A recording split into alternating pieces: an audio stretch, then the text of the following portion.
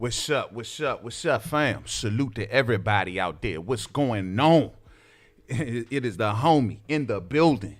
Your man, Mainman Mademan in the building. Y'all know how I get down. We talking boxing, man. Once again, it is an honor and a pleasure. I repeat, a honor and a pleasure to be on here with all of the boxing fam and the boxing fans. It's Thursday, so you know what that means. It's our time now, man. Salute to everyone that catches this live, and salute to everyone that catches this on the playback. For anyone that's interested in on all things We Talking Boxing Live, check the homepage. We got a playlist of all of the episodes of We Talking Boxing Live, and you can go and check them all out, you know what I'm saying, all day. You know, I've been doing this show now, believe it or not. I've been doing this for about a year, a little over a year now, and you know, I'm happy where we at, where We Talking Boxing Live. I really enjoy sitting down doing this and going through all of the topics with the fam. I'm on here a little early. I know. Y'all don't normally see Mainman Mademan doing We Talking Boxing Live this early, but for those who know, you know, the weather outside is a mug. You know, we got ice coming down. We got sleet coming down. We got snow coming down.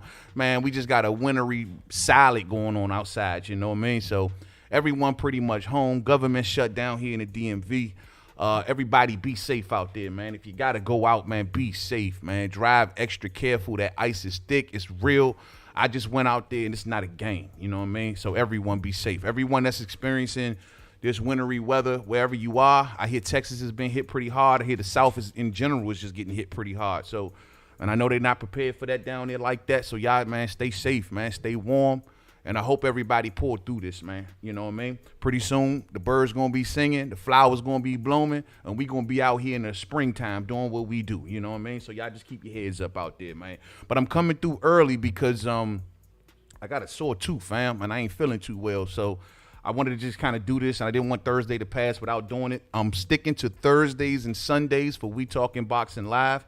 So I've been dealing with a bad sore tooth, man, so I've been kind of under. So I want to get it out.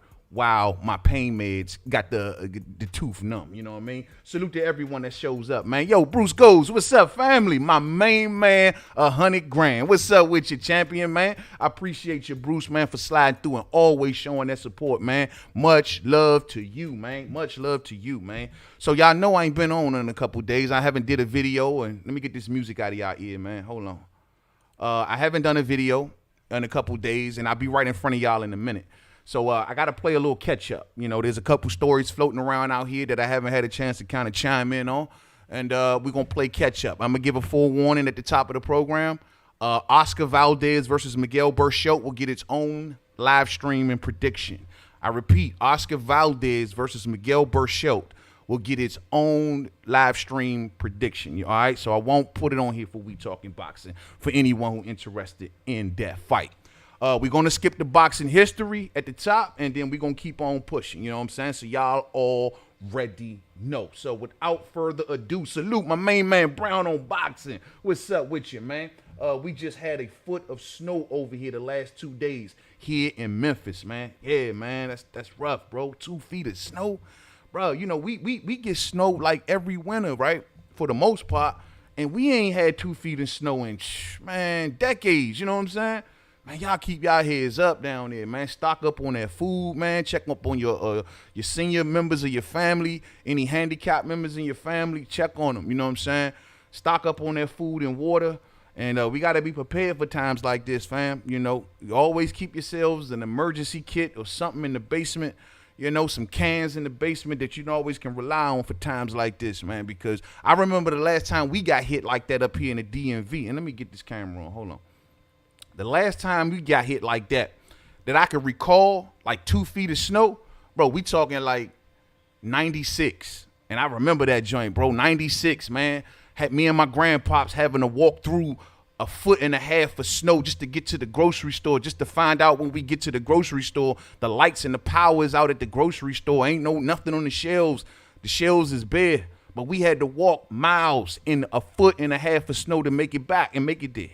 That's the last time I remember dealing with something like that. And I remember how hard it was. I was a teenager then, but I remember how hard it was, man, and just to get food back to the crib, you know what I mean? So I hope everybody else all right out there, man. That's all I'm gonna say, man. And everybody, please keep your heads up. And this too shall pass. You know what I'm saying? This too shall pass. I got Breeze Boxing in the building. What's up, family? My main man, Silver Salamo. What's goody? What's goody? Ain't too much, man. You already know. You already know. Yeah, Brown on Boxing. God bless, man. God bless you too, man. And everyone else that's out there, y'all. Real spill, man. Let's get to talking some boxing, y'all. Let's see what I've been missing. You know what I mean? First off, I remember speaking on this last week, and I want to kind of put the cherry on the sundae with this situation right here. And this is about my main man, Tevin Farmer, man, and the Jojo Diaz situation. Well, we already know how this played out. Jojo Diaz cheated Tevin Farmer out of his rematch. Jojo Diaz then goes and fights Off, where he loses his IBF belt for coming in 3 pounds overweight. And then he gets into a draw with Off, making his future very uncertain because Off has been ordered to go off and face Kenichi Ogawa for that vacant IBF title. That's crazy. And Tevin Farmer is having his moment right now. And he deserves it. And he should have his moment. Given that he got cheated out of that rematch, he should have his moment. He is gloating. You know what I mean? Let's get to this statement right here. Tevin Farmer says, and to this day, Diaz beat me, but he's still way behind me. He's not at that level. He's got a long way to go. He didn't even make a defense. They say you're not a world champion until you make a defense, right? He didn't even make a defense. He lost the belt on the scale, and he hasn't made one defense, you know. I made multiple defenses in less than a year or two. I'm going to stop right there. The one thing you can always say about Tevin Farmer, oh, he got 4 losses or 5 losses or whatever. Oh, he fought, I always say he fought his way back from the dead, man. He was written off by everyone and fought his way back. Got that world title and made several title defenses. Sure, they were against lower level fighters, but he reigned. I be trying to tell boxing fans the importance of reigning as a champion. You get that belt on a fluke, you know, or some inheritance. I mean, look what's going on with Devin Haney and stuff like that. Like, you can get these belts all kinds of different ways. But what happens when you are the main target and everyone wants you? Can you reign? Can you handle it? That's what makes a true champion. And that's what Tevin is telling everybody. Tevin like, yo, man, I was a true champion. I've reigned. And I got to give him credit for that. Even though he ain't fought the best, but I still got to give him credit for that. He says, I made multiple defenses in less than a year or two. And yes, he beat me that night. And if y'all hear this noise, that's my dog in the background. Y'all got to forget that. Yeah, he beat me that night. And I can take nothing away from him for that. He came in, was the better man, and I had issues going on, but that don't matter. He still came in and the better man. Yeah, he had some issues going on in that fight. And the issues were, sorry, fam. Yo, stop. And the issues were, my man had a serious case of some sort of nerve issue, bro.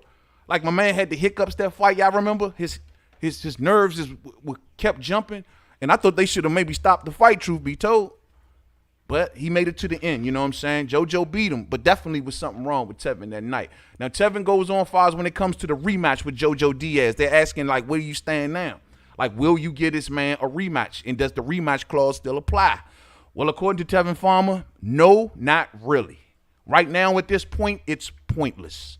The whole point of the rematch clause was to fight for my title again, and it didn't happen. I got effed over by somebody in between. When he said I got effed over by somebody in between, come on now. Are we stupid? We talked about this last week. We know exactly who he's talking about.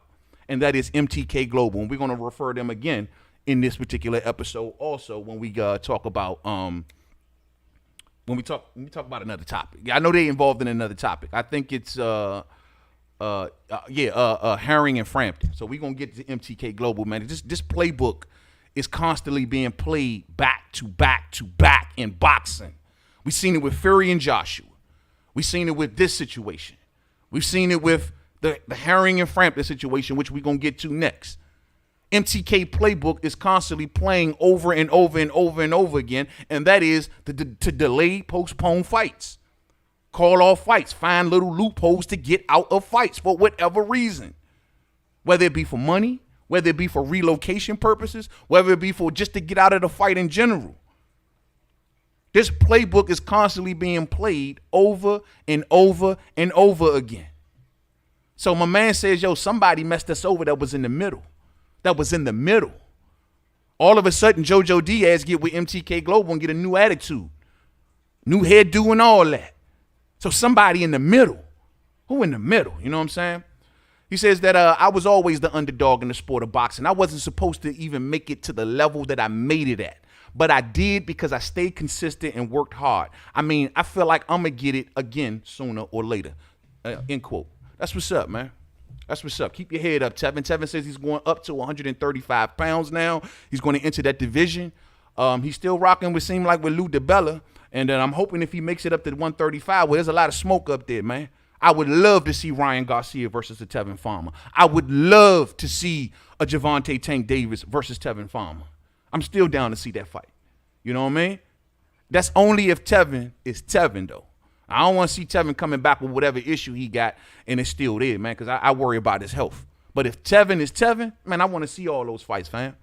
I'd love to see Tevin up there, man. So we'll see. But what makes this matter even worse, right, is that the IBF comes out and says that Kenichi Ogawa can face Rachmaninoff for the vacant IBF title. Kenichi Ogawa cheated Tevin Farmer. Remember? He beat Tevin Farmer, but then turned up positive for PEDs.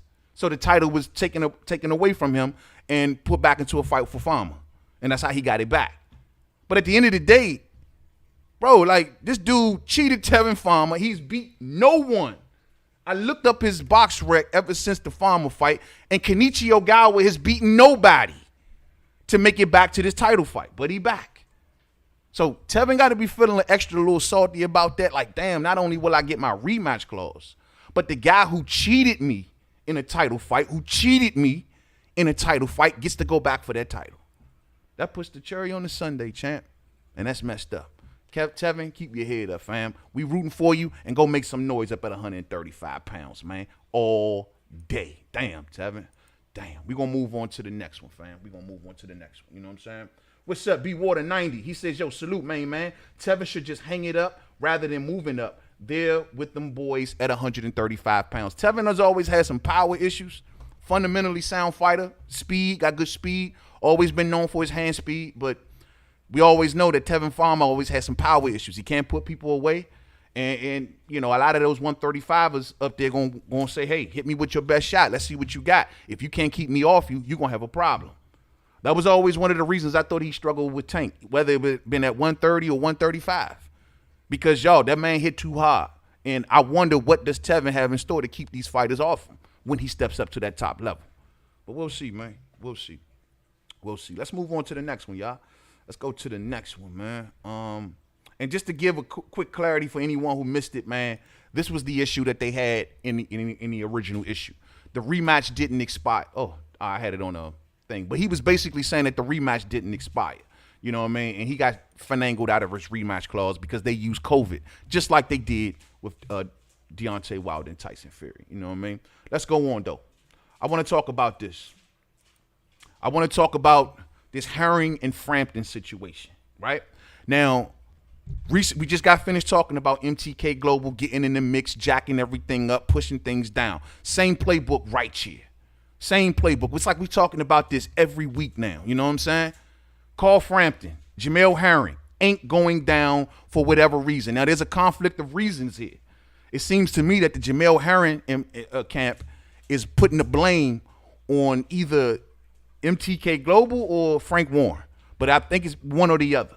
And it looked like Bob Arum is the one in the middle right there. He got a lot to do with this. But he's walking away with his hands clean, like, I guess it got nothing to do with me. What has this got to do with me? You know, even though he promotes Jemell Herring. So a lot of y'all might wonder what's going on. Well, the crux of all this is basically that Bob Arum loaned Jemell Herring to Frank Warren in a nutshell. And so when it came down to pay for this situation, Frank Warren thought he was going to have a helping hand from Bob Arum, because he promotes Jemell Herring. And he felt like, yo, maybe you can give me a piece of that ESPN budget to help us get this thing off the ground.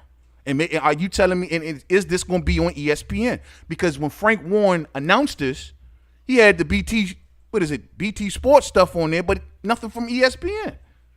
Nothing from ESPN. So he's basically getting no help from Bob, and Bob is like, hey, you say you wanted this fight. What am I supposed to do? That's between you and MTK Global.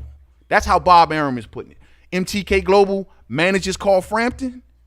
And so guess what? That's between y'all. I have nothing to do with that. You just let me know what happens here so I can know what to tell Shakur Stevenson. Because it's going to be some repercussions there also. So the thing is this. This is what Jemell Herring is saying. He says, actually, I've been hearing about this, honestly, for the last 2-3 days. The rumors, Herring told Boxing Scene on Tuesday night. MTK was frustrated because promoter Frank Warren's side hasn't been keeping us in the loop about much. We are still literally last week trying to get plane tickets to go over to the UK. So he's saying that, yo, we ain't got no money for plane tickets. No one is telling us anything. This thing ain't looking like it's really ready to go. We've seen stuff like this happen with Frank Warren before. You know what I mean? So he's like, look, I don't see where the rubber meeting the road here. We got to fight. Where's the venue? I mean, I don't know where we're going.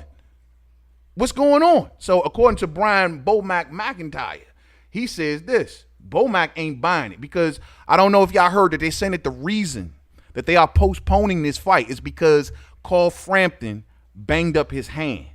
It got nothing, according to Frank Warren, it ain't got nothing to do with all that other stuff. It's all about Carl Frampton banging up his hands. Keep in mind, fam, Carl Frampton has hand problems, always had hand problems. He's broken his hands before in the past. So this seems like a more believable excuse, but it's just convenient, very convenient that this happens right around this time where Bob Arum and Frank Warren are mixed up. The Herring camp ain't got no tickets, ain't had no plane tickets in 2 weeks, and then all of a sudden Carl Frampton's hand is injured. All of a sudden. You know what I mean? According to Bomac says this. Hold on. Let me get Bomac up, man. We're going to get Bomac. What Bomac got to say about this? Bomac says, yo, man, I think it's some bullshit. All of a sudden, Frampton hurt his hand. Yeah, right. Herring's trainer and manager told Boxing Scene on Tuesday night, we didn't even receive flights or anything before we were supposed to leave. Then we got no flights, and all of a sudden, he hurt his hand. Get the F out of here, man. I don't know what they're doing over there. End quote. That's Brian Bomac McIntyre, the trainer of Jemell Herring. You don't understand what's going on here, Bomac, or you just don't want to say it. You know what I mean? Herring, you don't want to say it either, do you? Nobody wants to say the magic word. MTK Global. You know what I mean? So word is that this fight is going to get moved to Dubai, fam. Out of all places. This was originally supposed to go down in the UK, but now they're saying they're kicking it down, just like all the rest of them, to what, the spring or the summertime in Dubai. In Dubai. Where the big bag of money sits for everybody, right? Now, you might be wondering what repercussions this got to have for Shakur Stevenson. Because Shakur Stevenson has an agreement in place with the WBO that he is supposed to have gotten his title shot by some time in January. Now, he was already kicking and screaming that, hey, man, I'm not trying to really wait. Now, him and Jemell Herring are friends, so I'm sure Shakur is probably showing a little leverage and mercy on this situation because of Jemell Herring and his relationship with Herring and that whole camp, Bomac and all of them. But how long is Shakur really going to wait if he got an order from the WBO? That's the question. See, this not only has repercussions for Jemell Herring, who's used to getting his fights postponed. He went through this against Enio Quindo fight, which got postponed a couple times. This was originally supposed to go down earlier than this. This has already been postponed once before for whatever reason. That's what made Shakur Stevenson come out and say, hold up, man, I got an order. Y'all keep postponing things. Look, I'm going to go to court soon. So this not only has repercussions for Herring and Frampton. They pushing it down. Yeah, they may get their fight, they push down and all that. But Shakur Stevenson has an agreement. And he wants his opportunity. Shakur Stevenson does not want to continue to walk around boxing without a belt. He's right there with the WBO. He gets the winner of this. Whether it's his friend or not, he gets the winner of this. So they not only holding up, they holding up Shakur, you know? But this is, like I said before, another deal. MTK Global, once again, shutting something down to kick it down the road. Now, in this situation, we haven't heard anything right now, at least, about nobody pulling out of the fight. That's usually part of their playbook. You know, when they did that to Farmer, they pulled JoJo out. When they did that with Tyson Fury, they pulled him out. So yet they have yet to pull out Carl Frampton out of this situation. But when we see these postponements keep happening, when we see things like this, when you see that the two promoters are not on the same page, you see Frank Warren, and by the way, let's get Frank Warren's side of the argument up here real quick. Hold on, Bo Mac, we see you later. Let's get to Frank Warren. Frank Warren say what, man? What did Frank Warren got to say about all of this? Frank Warren shooting all this down. This is Frank Warren's side of the story. He don't know what they talking about.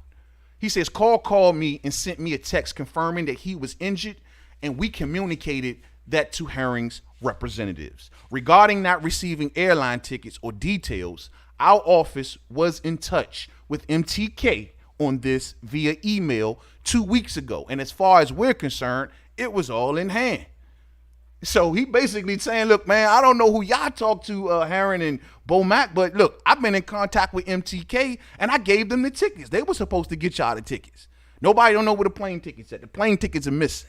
The plane tickets got caught in the system, fam. So he I don't know what you saying. I gave you the plane ticket. I gave him the MTK Global.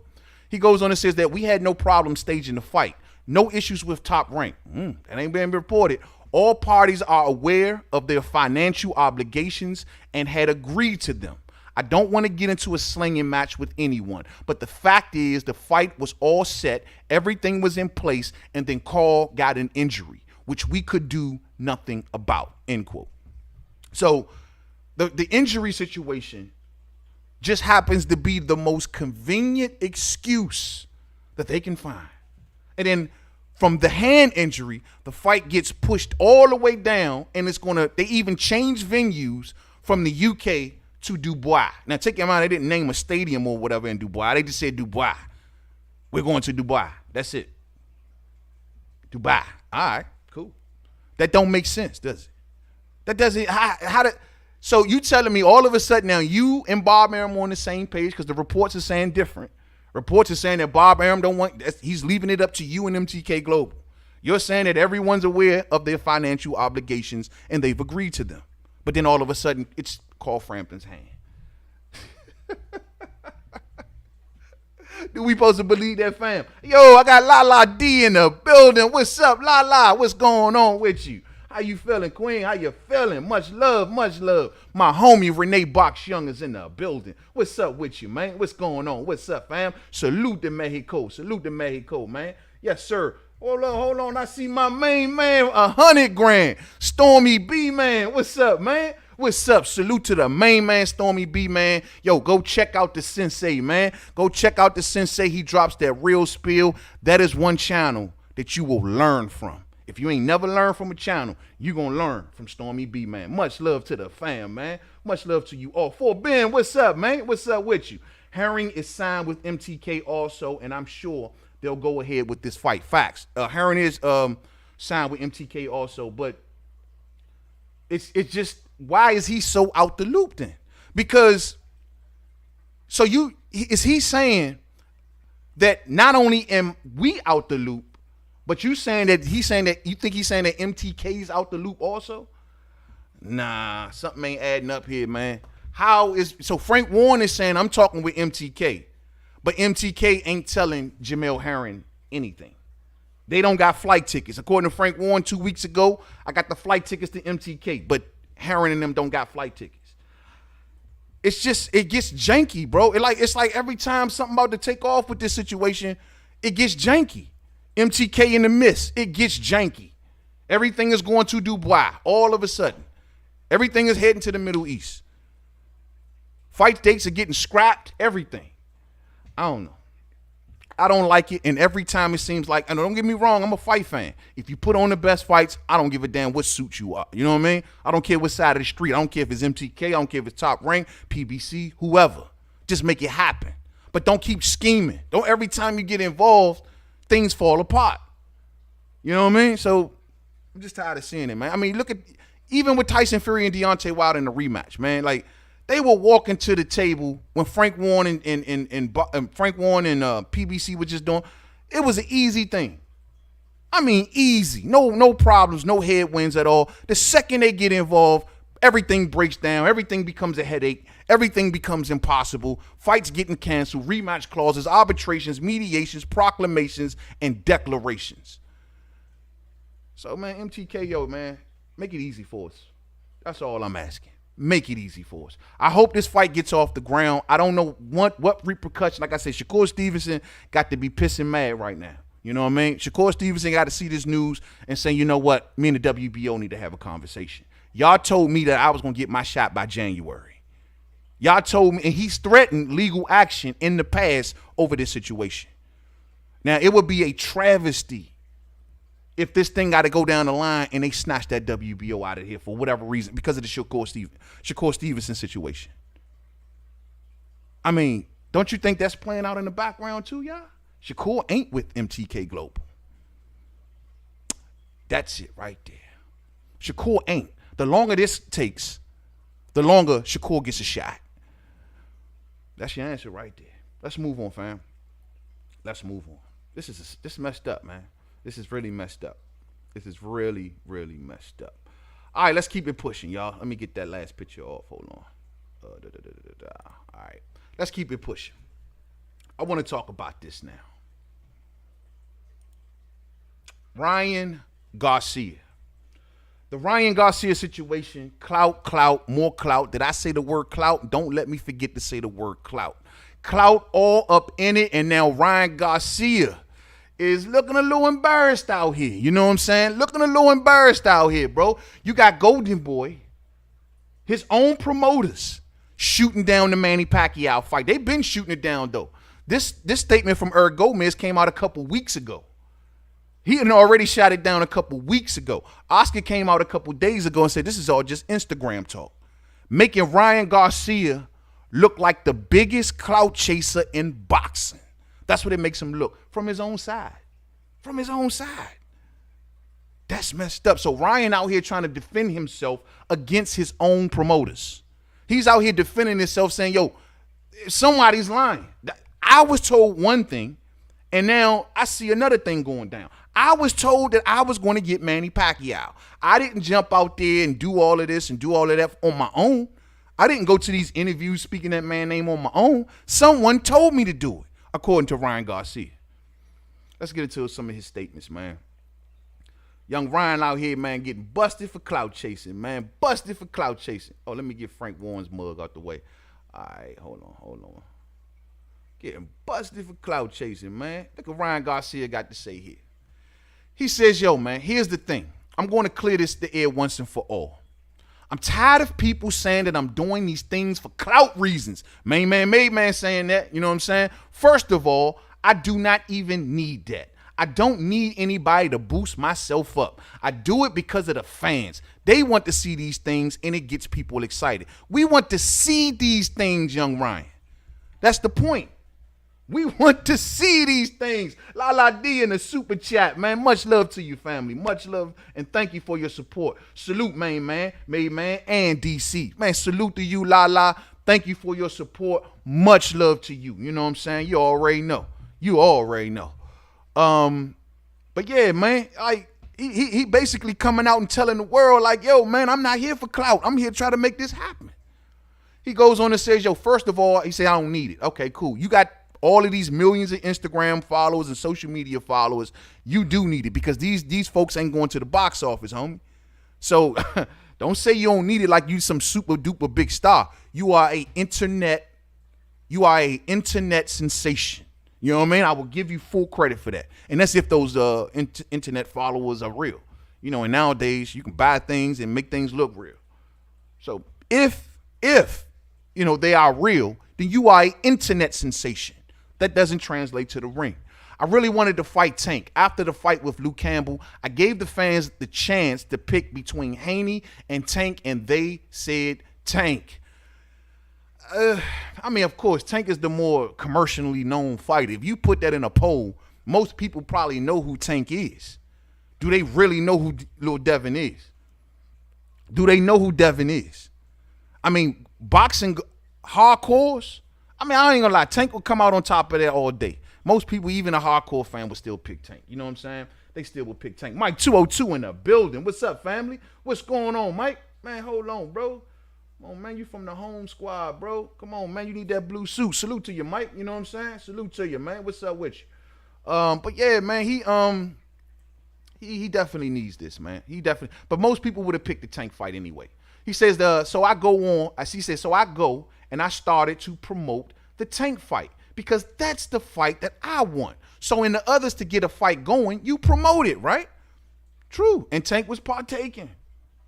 I'm not going to deny that. Tank was partaking on social media. Now, in that situation, what Ryan ain't saying, you was going a little too far. You was giving out dates. You was saying certain time frames. And there was a point in time, I remember on social media, Tank coming out like, oh, damn, you know more than I know. Tank came out and like, hey, hold up, bro. You said what? And Ryan replied to him with something like, yeah, you need to talk to your people. So Tank sitting back like, oh, okay, all right, damn, you got more information than me. Let me go look onto this. Turns out it was all bullcrap. That's the problem right there, Lil Ryan. That's the problem. You getting ahead too far ahead of yourself. You're not letting the wheels turn. You out here blabbering. You're making your own posters. You're putting these posters out, getting the fans all riled up. And I get it. You want to get them riled up to apply some pressure.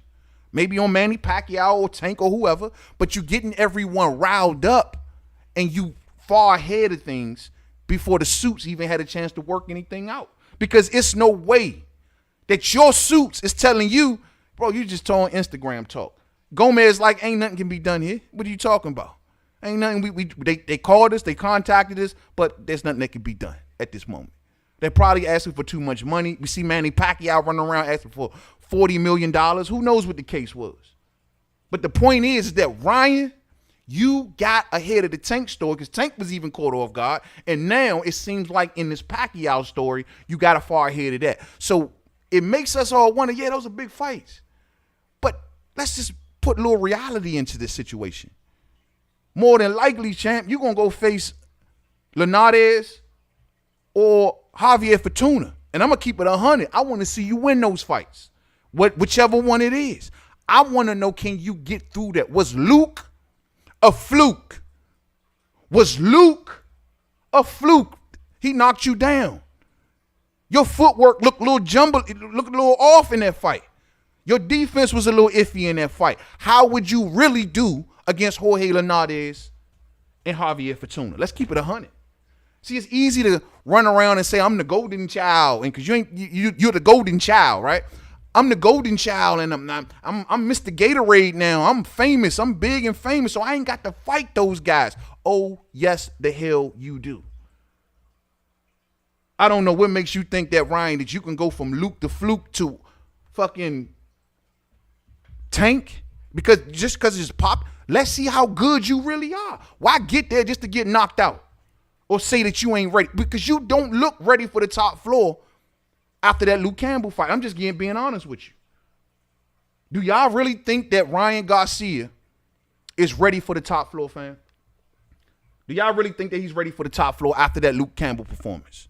Or should he gradually get himself better in the ring against a Javier Fortuna, against a Jorge Linares, against a Devin Haney, and see where he at? And then say, Tank, because I'm telling you like now, if I had to predict Teofimo Lopez versus Ryan Garcia, I got Teo all day. If I had to predict Tank versus Ryan, Tank all day. I'm telling you straight like that. Him and Devin may be a bit closer. I'd like to see it, though. And I'm semi-leaning towards Devin because Devin is a more fundamentally sound fighter. And his footwork ain't jumbled up like yours is. He's not doubting himself in the ring neither. And he's sticking to the game plan. And his defense is tight. So I may be leaning towards Devin. And though Ryan may have the second best victory at the class, and I ain't got no problem with saying that, he does. Aside from Teofimo Lopez, that Luke Campbell win beats anything Tank did, beats anything Devin did.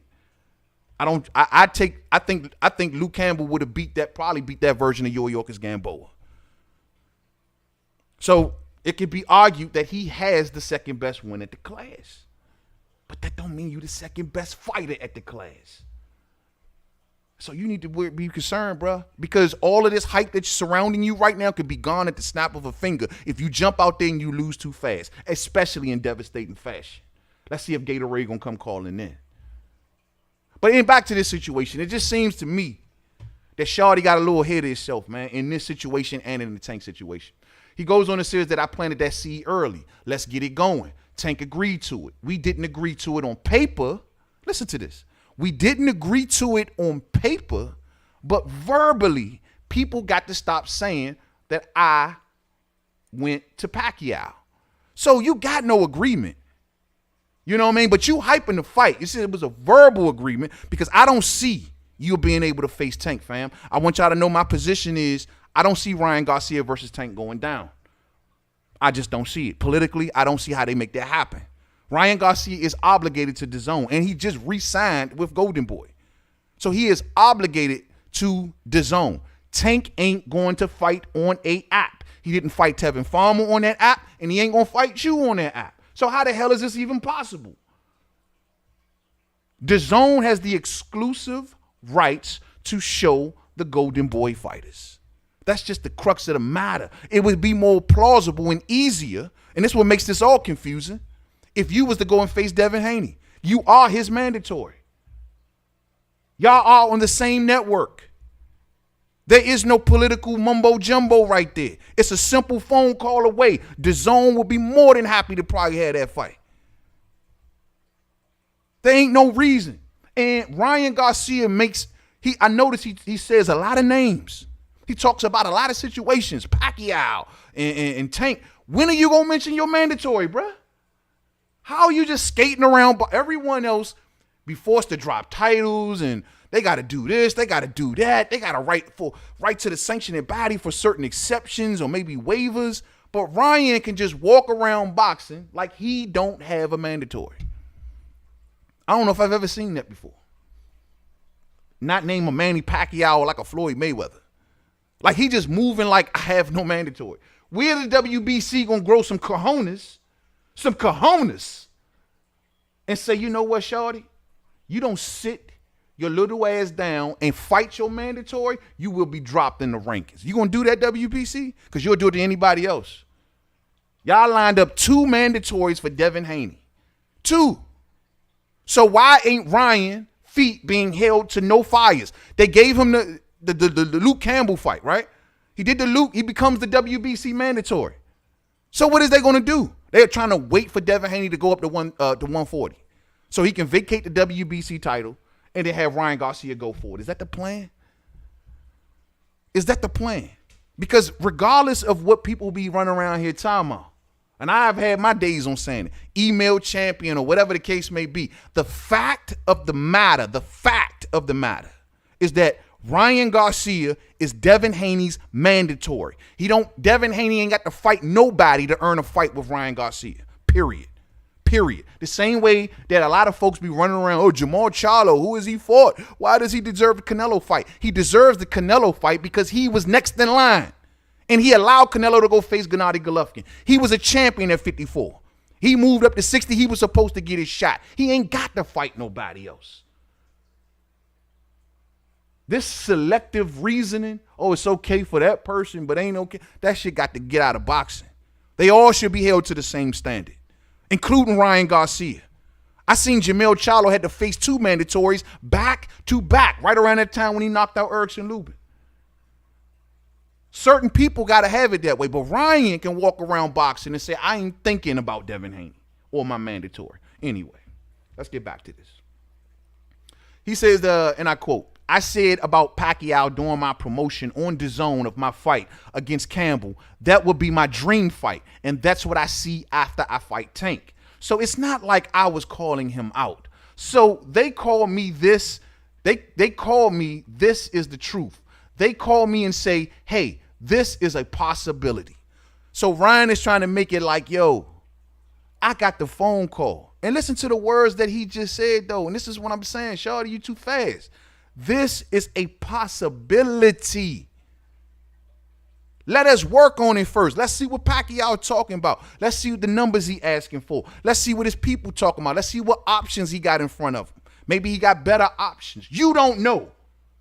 You heard the words Manny Pacquiao and you ran so fucking fast to the first camera that would listen and dropping names. And now you looking like a clout chaser in these boxing streets. And now you're looking like the one that's running after fighters. You might almost, you keep on begging like this, you're going to give up any sort of A side that you might think you got. Because you start to look like you're begging. You're begging Tank.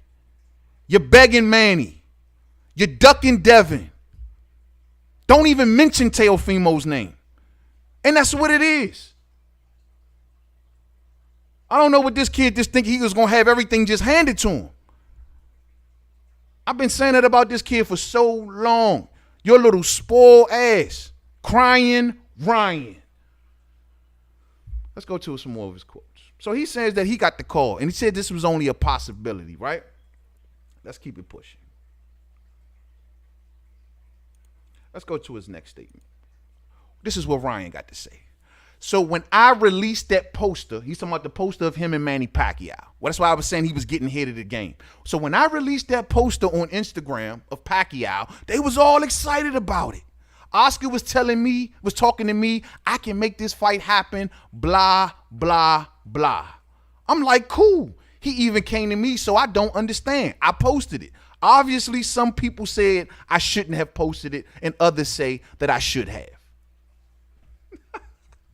So who you made the poster, created the poster. Nobody gave you the green light. They just say we working on it. We trying to see if we can make something happen. And you go print the poster up, telling the world, because I seen that post on some of y'all YouTube videos out here too. Print the poster up, show it to the world, and I'm like, man, this dude, he just ahead of the game. Take in mind, he's steadily doing this when Eric Gomez had said weeks ago, oh, ain't nothing going on. He still made the poster. He still makes the poster. He's still being defiant. I don't know if Ryan is trying to create a rift between him and Oscar, because there was signs, now that I'm seeing more into this, there was signs along the way that showed you that this fight wasn't coming or ain't no rubber meeting the road yet. But you steadily went down that road and you did not mention your mandatory. Was this a distraction, young Ryan? Was this a distraction, sir? Because the boxing fans, I'm going to need y'all to stay right here. I'm going to need y'all to stay right here knowing that Ryan Garcia is Devin Haney's mandatory. No ifs, ands, or buts. I'm going to need y'all to stay right here. See, I'm looking at videos of Devin Haney having to figure out who the hell is going to be fighting. Is it going to be Ryan? Is it going to be Linares? Is it going to be Fortuna? He don't fucking know. All because the WBC is kissing the ass of Ryan Garcia to the limit. So Shawty caught in the mix. Shawty don't know who he fight. He just know I'm back in April. Whoever going to be is going to be. Will it be Linares? Will it be Fortuna? It's supposed to be Ryan. Ryan, the only one ain't been talked. But Devin got to figure out Ryan got to sit back and do whatever he want, even though he's the mandatory. This ain't making no sort of sense. This ain't making no sort of sense. But he got ahead of this, man. He got way ahead of this. To me, it showed how big that fight is and still is. Look at this. Over 2 million likes. Oh, my goodness. Stop the presses, y'all. Stop the presses. He got over 2 million likes. Oh, my goodness. Are you going to get over 2 million buys? Riddle me that. He got 2 million likes, y'all. 2 million likes. He got 2 million thumbs up. That is the most thumbs up ever on a poster. He is Ryan Mr. Like. He is Ryan Mr. Like Garcia. He likes the like. He just want all of the likes. He got 2 million likes. But ain't one of them going to buy his fight. At least not till we've seen thus far. 2 million likes. Good for you. To me, it showed how big the fight still is, over 2 million likes. It reached a bunch of people, and that's just the facts. That's just the numbers. I could lie. Everybody could lie. But the numbers don't lie. That's just what it is. My photo on Instagram of Pacquiao went crazy. It went nuts, even more than the Tank poster, end quote. Look at your boy, Young Ryan. Fam. He got 2 million likes. And he thought that this was the hottest thing on the planet. Take in mind the diehards and the hardcores, we just looked at this and laughed and chuckled at it. But everyone's involved. Everyone's bought into Ryan Garcia versus Manny Pacquiao, right? Because he got 2 million likes. That's amazing. That is amazing. You know what I mean? Let me see what the fam talking about. Lala D say, told you, main man. A begging bird. He funny, though. Real funny, Lala D. Ain't he out here begging? Giving up that A side, ain't he? Giving it all the way up. You know what I'm saying? Yes, he ran. And I ran and made a video about it. Yeah, okay. I'm definitely going to look into that, Lala. I'm going to look into that. That fool ran, man. That fool ran. Is Lubin the one that didn't look great last fight? I think so. I know Lubin is very good, though. Yeah, he went the distance in his last fight. But he had to fight a chess match in that fight. He didn't get to show his power and put it on display like he wanted to do. But the guy he was going up against is a very fundamentally sound fighter. You know what I mean? So he had to take his time with that. You know what I mean? I was cool with the win. It was a lot closer than I think a lot of people expected. But I was cool with the win. You know what I mean? I was cool with the win. I was cool with the win. Yes, sir. Yes, sir. Yes, sir. All of y'all, man. Much love to the fam, man. That's why the Linares fight didn't happen the last 2 years, because of the confidence he doesn't have in Ryan. Yeah, man. Yeah, man. And see, Ryan versus Linares and versus Fortuna is a very, very, very dangerous fight for Ryan Garcia. And that can wreck that kid. That can wreck the building process. And this is why I'm wondering, like, is he trying to avoid those fights? Is he trying to avoid the Haney fight before they got a chance to really get to that? They're trying to get to the top floor by going around the 9th. They're trying to get to the 15th floor by going around the 9th, the 10th, the 11th, and the 12th floor. They want to go straight to the 14th floor. You know what I mean? And it's like, bro, come on, bro. We don't want to see you get up there just to get stopped. Because in that last fight, we seen flaws. We seen flaws. You know what I mean? Oh, he got one more statement to put up. Hold on, fam. Hold on. One more statement from Ryan. He says, let me move that over for y'all. Some. Hold on. He says that I've seen Pacquiao talking to him. Everybody was with it. Everybody was behind it. There was some complications. I don't need to get into it. If not, I only wanted to fight Tank or Pacquiao. I wanted to fight Tank first. I didn't even know about Pacquiao. Bro, you all over the map with this, bro. Stop coming at me about Pacquiao when it came to me. I didn't initiate anything.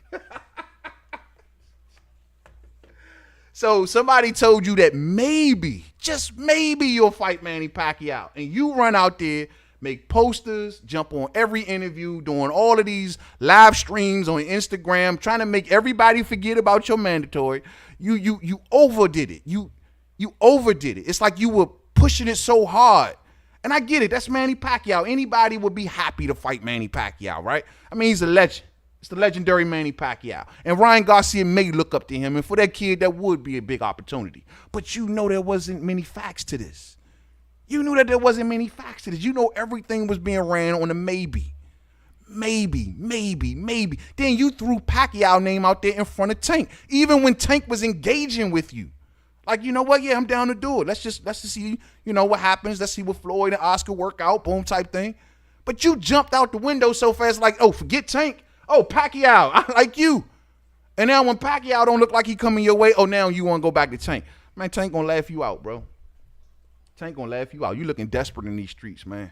You looking desperate. Tank gonna laugh you out, man. Tank gonna be like, I got business to tend to. You ain't got a belt. You don't want to go for a belt. You got a Gatorade. You got a Gatorade endorsement and think you running. Nah, bro. You get a belt. I'm good. I'm already on pay-per-view. Get like me. Tank ain't in. I don't think they ain't in no sanctioning body that's forcing them to fight. You need to worry about Devin Haney. You need to worry about Devin because it's looking bad. See, boxing fans don't know the truth about that situation. They don't understand that Devin Haney is on the exact same network as Ryan Garcia. No one really understands that. When they've clowned on Devin so much with his name out here when they hear, email champion.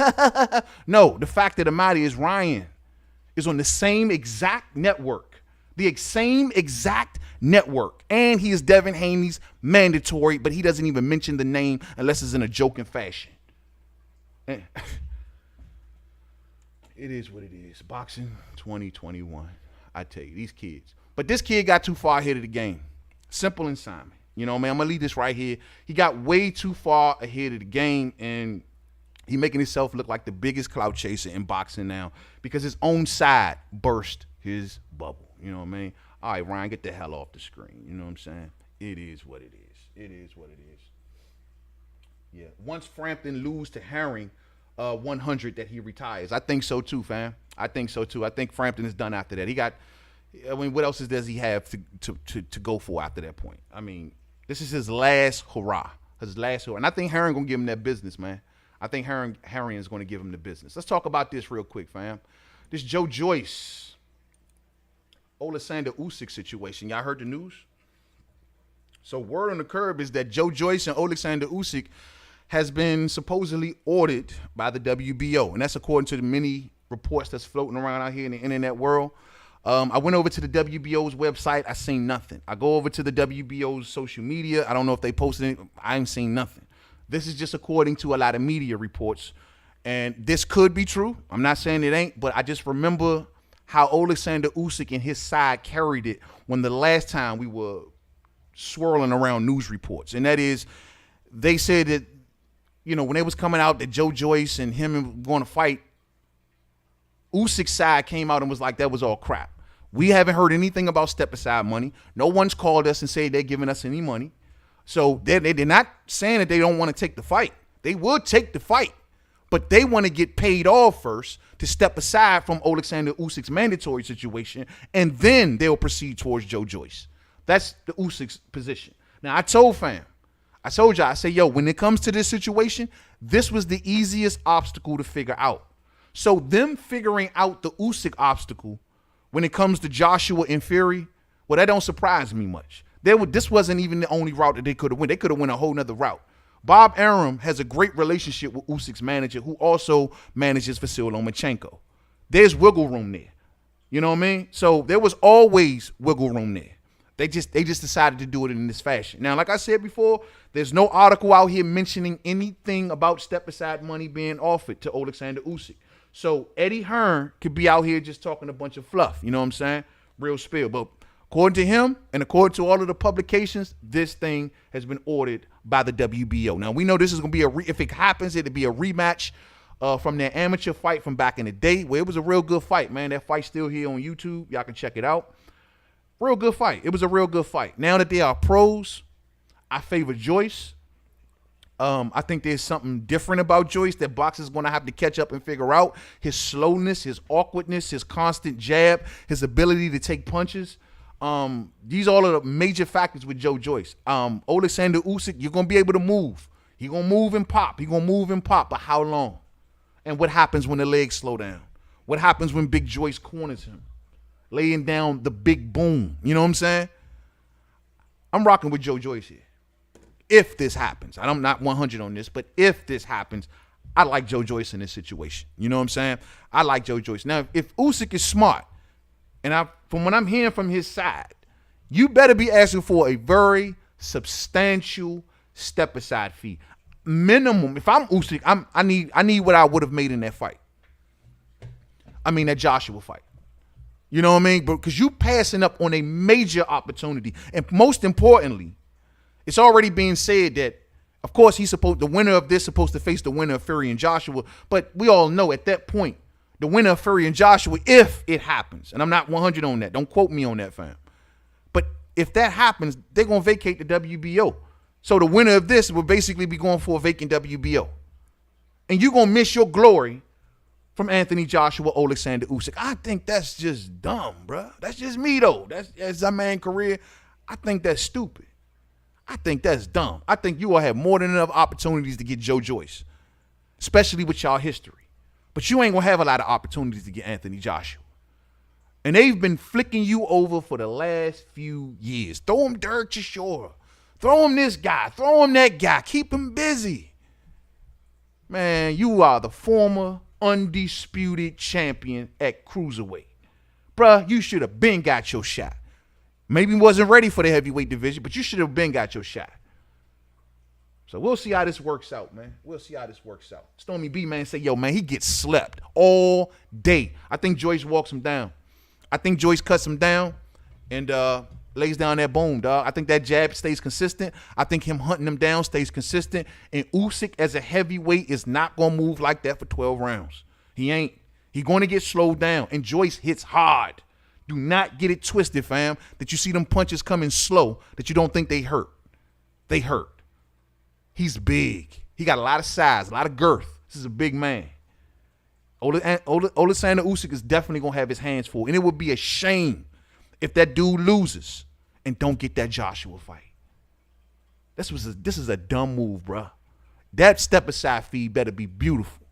For you to walk out on that Joshua situation, that step-aside feed got to be beautiful. Now, keep in mind, fam, there's still other things at play. We all know that the Deontay Wilder arbitration is still going on. We still ain't got a word from that. We still know that they don't have a venue. They don't have a country. They're going from the UK to Dubai, from the Dubai to the UK, from the UK back here to America, from America back to they're all over the map. Details are still all spread all around. It all depends on crowds. It all depends on what country opens up first. What minister of health says this? What minister of health says that? So a lot of variables still at play here. This was just one of the obstacles of many. I never thought, though, that this one would be a problem. If you go back, I've never, ever thought that Oleksandr Usyk would honestly be a problem. I knew he was an obstacle, but there were many ways to kill that obstacle. You know what I'm saying? Slow-Mo Joe. Always get the job done, say the hip-hop underworld all day. I like Slow-Mo Joe, Mo. I like Slow-Mo Joe. I've been rocking with him from day one, man. I like Slow-Mo Joe. I favor him against a lot of heavyweights, champ. I really do. I think his style is awkward. A lot of people may say, yo, he's slow. He is just a knockout waiting to happen. You know what I mean? He got some fundamentally, if you look at how he rolls punches, he may not be as fast as he used to be. He's slowed down, honestly, slower than his amateur days. But he still got something, man. He got that mummy. You need a silver bullet to put him down. You literally need a silver bullet, a grenade, a rocket launcher, and an A-bomb to put this man down. He's constant, slow sloth pressure. We'll see. We shall see. All right, let me make sure, fam, before I move on. That's everything from that there. I think I got that. All right, cool. That's everything from that. Let's move on to the next topic. One that I'm happy to report. This is what we need to be talking more in the sport of boxing. Good news. Good news. I want to... Oh, hold on. Good news, man. Oh, don't tell me I didn't pull it up. I pulled the wrong picture up.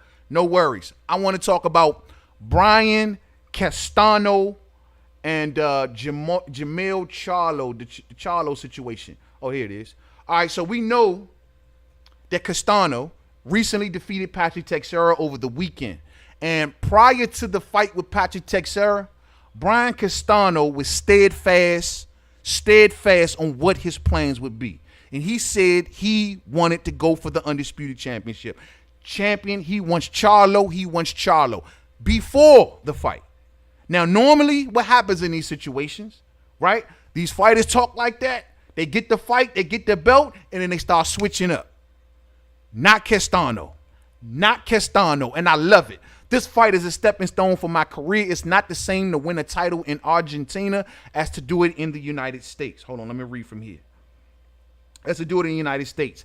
It is valued in a different way. It gives you more relevance. Al Heyman and his promotional company, PBC, have given me a privileged place among the many boxes that they have and make me the best fight of my weight. My goal is to unify with Jemell Charlo, the WBC, the IBF, the WBA champion, end quote. That's after the fight. Now that is the kind of talk that I like to hear. Undisputed, a guy who got the last remaining piece. He ain't saying 70-30. He ain't saying 60-40. He ain't saying come here, come there, meet this demand, meet that demand. He's saying I want smoke, and I love it. I love it, fam. He's saying that, Charlo, you a bad man. And I got nothing but respect for you, homeboy. But guess what, man? Guess what? I want that work. And so now Charlo will have a legacy achieving fight sitting right in front of him. No politics, no polish shit, no obstacles. No BS. It's just tell me the date and the venue and we gone. You got to love that, fight fans. You got to love that. Salute to Brian Castano for staying next to his word. Salute to Brian Castano for being a real G out here and going for the gusto. Ain't milking titles. Ain't taking on the lower tier. Oh, let me milk this belt and get a couple $100,000 out of this fight and a few $100,000 out of that fight and then go for Charlo. Nah, cuz he want that work. Undisputed champion. He want to be, I think he'll be the first from Argentina if he pulls it off. Now, I'm leaning towards Charlo. I'm leaning towards Charlo, fam. I'm leaning towards Charlo. Castano got robbed against Laura. He is not taking any more chances. He's going straight into the Charlo fight. Facts, fam. Facts. Facts. And he don't want to mess around. He knows if he can become an undisputed champion, what that does for his boxing career, for his legacy, especially back home in Argentina. Man, this would do wonders for this kid. He's a gritty fighter, inside fighter, loves to apply pressure, would love to get into a war with you. The thing is that concerns me about his style against Charlo. Charlo is on this power showing exhibition where he wants the world to know that me and Derrick James are the dynamic duo, and that dude then put power in me that no one can take. Remember, that was always Charlo wanting to prove it. It took him a minute to kind of get that down, but he's been showing it, especially in that Rosario knockout. That thing was crucial. So Castano gets hit, and he gets hit frequent. I don't know if he can deal with the power with Charlo. He can't get hit that much from Charlo, y'all. He can't get into these phone booth things with Charlo. He would welcome that, man. Charlo going to load up on Castano and going to try to knock his head off, man. And I wonder how Castano going to deal with that. Not saying he can't. I'm just saying from what I've seen from him, his love for a war, his love for a phone booth fight, his love to make it to the inside and willing to take a licking to get there. It concerns me in the Charlo fight. Got to keep it 100. But I appreciate Castano. I love his attitude that he approaching the fight game. And it's attitudes like that you win over fight fans, that even when you lose, we still rocking with you, because of the way that you are approaching the fight game. Take heed, fighters. All of you business fighters out there, all of you businessmen, take heed. You want to win over fans? You want to win over a fan base? This is how you do it. Because now, Brian Castano is on the map. He is on the map with Mainman Mademan.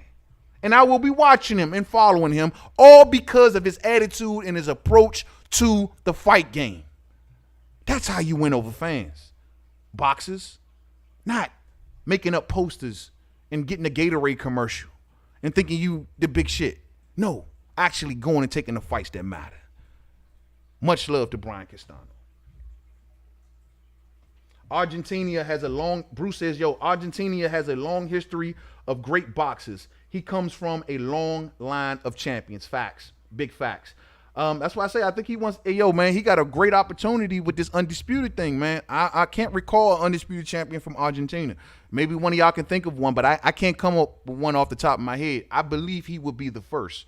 And, man, how many doors will that open up for him? He will be the biggest thing out there, bro. He will be the biggest thing in that country. We'll see, man. We'll see. The mountaintop of boxing. You gotta love it. You know what I mean? You gotta love it. All right, fam. Let me see if I got more in the bag here, into the goodie bag. I think that, yeah, I did want to say this.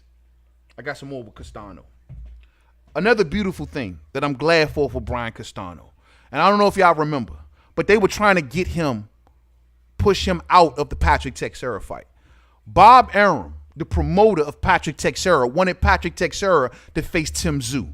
Tim Tszyu is going to be facing, what, Dennis Hogan or whatever like that. But he wanted Tim Tszyu versus Patrick Teixeira.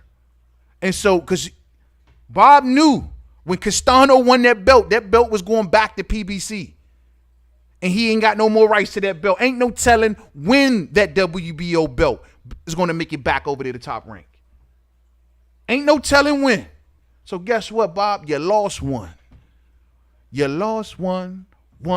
This one, you lost one. Let's gonna get one. You lost one, Bob. Won't get that back, champ. Won't get that back. You know what I mean? But this is good for him, man. This is good for him. So I think that's all we got for Mr. Brian Castano, y'all. So much love to him. Keep your third eye on him. They're going to make that Charlo fight, I believe. Listening to his recent interview on the PBC podcast, they're heading towards that fight. PBC knows that the boxing fans would love to see it, and it's a huge thing. And salute to Charlo and salute to Brian Castano. You know what I'm saying? All day. Now, I'm about to get up out of here, fam, but before I do, I didn't want to go here, but I got to go here. You know what I mean? I'm just really torn apart, man, about Manny Pacquiao with this $40 million request, y'all, you know. So I'm not going to get into a big thing. We're not going to do the normal Bud video, right? I just want to leave y'all with these words. When it comes to Terrence Crawford, one thing I want y'all to all remember, and to those who, well, I'll just say this, and whoever take heed, take heed. Terrence Crawford comes under fire a lot for his resume, right? I want y'all to always keep this in mind, and these are just the facts. There hasn't been a bigger Santa Claus. There hasn't been a bigger Santa Claus in boxing than Terrence Crawford in his side. We can say what we want about Bob. We can say what we want, but here's the facts. Bob Arum is actually, believe it or not, and I don't got a lot of good to say about Bob all the time, but in this case, he's actually played fair with Terrence Crawford's opponents. See, this is the thing that's throwing me off. People act like Terrence Crawford paying certain fighters certain more money than other fighters. This is a problem. I'm so sick of hearing about the Amir Khan thing. I'm going to put it to you like that. If somebody else come to me, oh, man, how did he pay Amir Khan $7 million? Let me break this down so this can officially and forevermore be broke. Bob Arum does business a certain kind of way, meaning that when he sees an opponent, he looks at what you've been making. He looks at exactly what you made in your last fight and your potential in this fight and say, well, I can pay you based on that, right? So I'm not going to pay you, or he ain't offering nobody nothing they either haven't been making or more than they have been making. And that's when every single Bud opponent. Now, when it comes to Amir Khan, $7 million sounds like a great amount, big amount of money. But you got to take in the fact that Amir Khan just came off pay-per-view. He just fought Canelo Alvarez, one of the biggest faces in boxing, and he got paid a certain amount of money for that fight. And the fight did decent numbers. So Bob figures, you know what? Well, that's how much you've been making. That's how much you made in the last fight. And you bring in a whole UK market with you, which that's where you get your extra $2 million from. Fine. I'll give you what you've been making. Kell Brook. Mainman, how could he offer him $2 million and they offer Sean Porter $1 million? Kell Brook's previous fight before Terrence Crawford was Mark the Bazooka DeLuca, where Kell Brook covered $2 million guaranteed plus 60% of the revenue. Look it up for yourselves. So that's what he been making. He was already making $2+ million. Not to mention, how much did he make in the Golovkin fight? How much did he make in the Earl Spence Jr. fight? $3 million guaranteed plus pay-per-view percentage. Gennady Golovkin, $4 million guaranteed. $4 million. And then in a fight prior to Terrence Bud Crawford, $2 million guaranteed. So Bob gave him what he been making. Danny Garcia, did he ever at that point make $3 million in his career? Has he ever had a $3 million guarantee? The answer is no. Never, ever at that point. That was the biggest offer he had ever seen at that point in his career. These are the facts, fam. These are the facts. Sean Porter, the man has only made above $1.5 million like once in his career. And that was against Earl Spence Jr. So for him to say $2 million is an insult, that's laughable. He's never made that much money. Never made it. So Bob says, I'm going to look at what you've been making. How much did you make in the Formella fight? 1 point what? 1 point what? And you sitting here turning your nose up and telling me $2 million is an insult?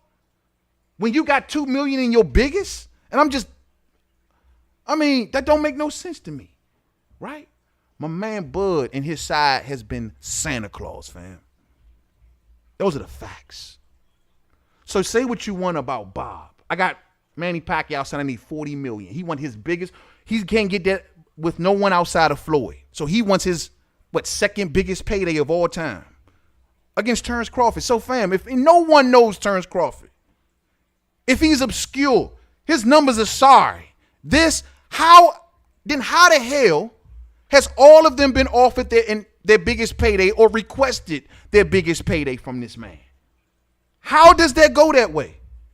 You say he can't sell. You say he can't draw. You say he's this. No one knows him. But they've all asked for the biggest purses or been offered the biggest purses of their careers. So nobody never can come around.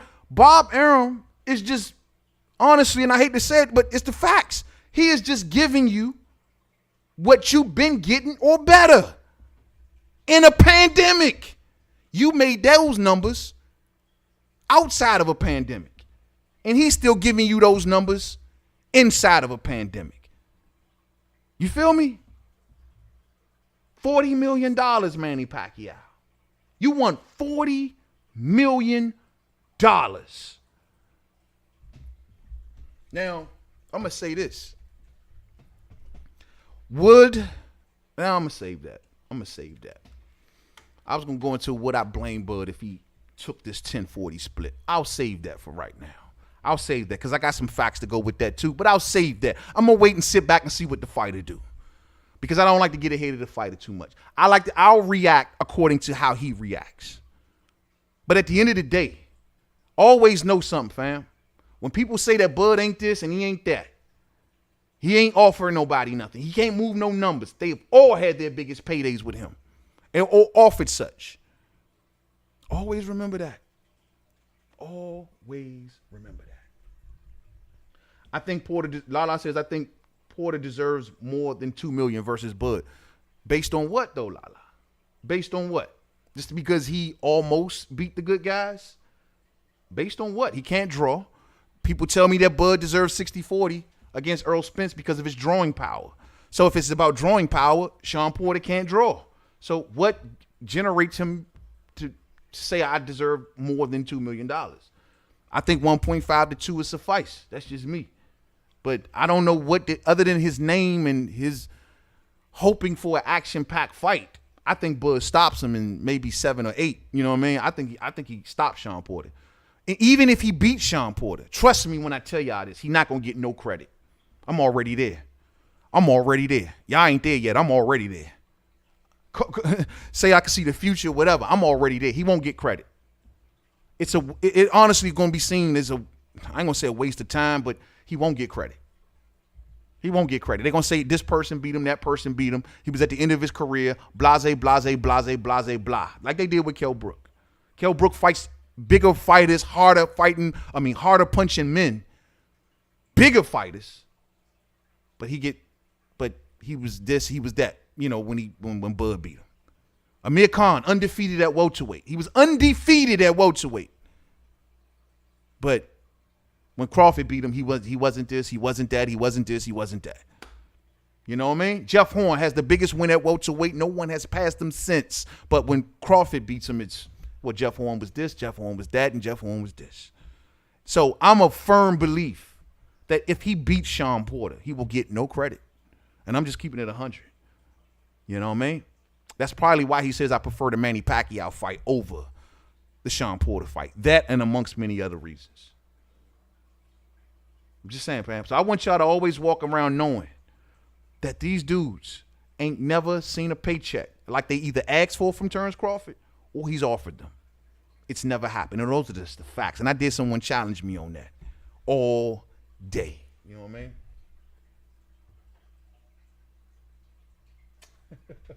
Let's talk business, says Joe Ma. Where is Bud ranked on your pound for pound? Numero uno, all day. Number one.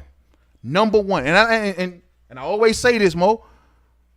That's not a locked in position for me. I want someone to take it from him. You know what I mean? That's not a crown that you wear your entire career. That's not something that you just keep on you. Most people, they gain it. They have it for a little while and they lose it. Somebody else surpasses them. I don't care. At this point, the man has had it so long, fam.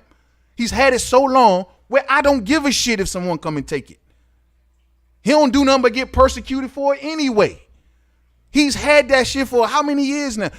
His whole time at welterweight. right? Ever since he became undisputed, he's been considered damn near, well, ever since for sure, since what, Andre Ward left, he's been considered undisputed.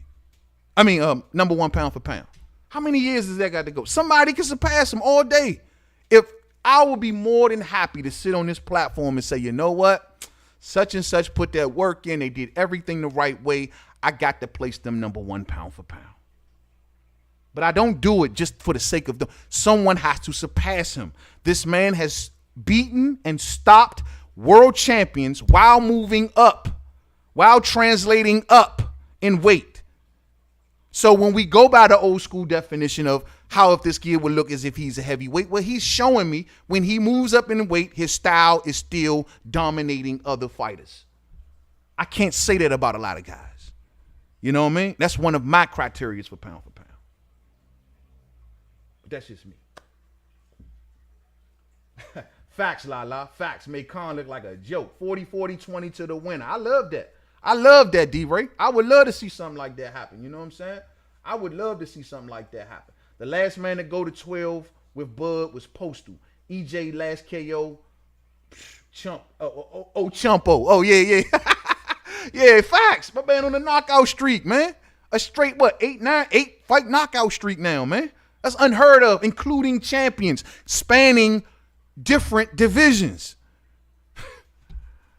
That's badass, bro. That's badass, man. So we'll see, man. So Sean Porter, you know, I just want to say if he comes in with this plus I need more than $2 million stuff, it is what it is. I don't think Bud should sweat it that hard, to be honest with you. It's Sean Porter. It ain't like this the same Sean Porter that had a belt.